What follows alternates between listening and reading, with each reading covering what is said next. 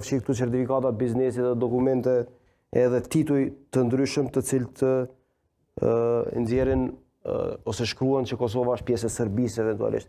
Kam fjalën për shkëlqim Devollin edhe për një gjuhë të ashpër, një betejë të ashpër të cilën ju vijnë armiq nga biznesi, se kështu i kanë mashtruar punëtorët, duke i shërmuar bizneset.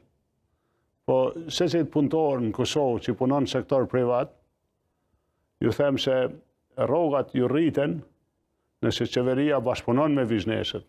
I përkrah, i ndihmon, rritet fitimi, rriten mundësitë e pagave më të mira, kushteve më të mira të jetës, rriten vendën e punës, se zerohen bizneset tona.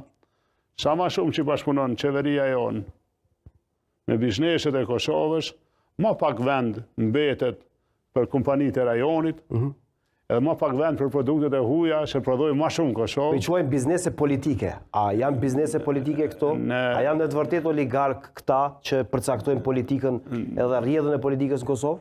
Jo, kjo është një njëjta agjendë që fola më herët. Njeriu që ka marrë votën e listës serbe, me i lanë veterant jashtë pagës minimale, është e kuptueshme pse sulmon dikën.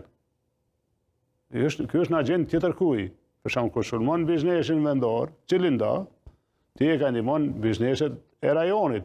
Kush ka më shumë ti deportim të ne, është Serbia. Për shembull, kur ti e ka hek taksën 100%, që e kom lënë ndaj madrave serbe, nuk po gutet me hek 10% ndaj produkteve të Amerikës, madrave të Amerikës. Pra ky sulmon bizneset me dobësu vendin, me dobësu ekonominë, pa biznese. S'ka vendet punës, 88.000 njerëz punojnë në sektor privat, në falë shtetëror. 5-6.000 dalin pension, vetëm ata vendet punës ekzistojnë. Ku kanë me hy kosovarë në punë? Asnjë kosovar që e lço Kosovën sot, e shkon në Gjermani, nuk hyn shtet në vend punës, në privat hyn. Shteti me desh popullin, me deshinin me inalto, çdo ditë e fillon punën me shkëlqimin, me blerimin, me tjetrin, me secilin. I thirr, ju thot qysh me bo me vendet punës ende. Qysh me bo me prodhu ma shumë, qysh me bo me produktet tona, me i mujt produktet e Serbisë. Kjo qëndron, zotë Aradhjan, po çka nëse biznesi bëhet pjesë e garës politike, shembull, vetëvendosja po thotë edhe Kurdi po thotë që ata kanë mbështetur LDK-n. Shembull në zgjedhjet e fundit edhe ja bën me një varfore pjesë e shtabit. Ai bie që është vendosur, është bërë palë. Bizneset nuk kanë parti, besoni. S'kan parti bizneset.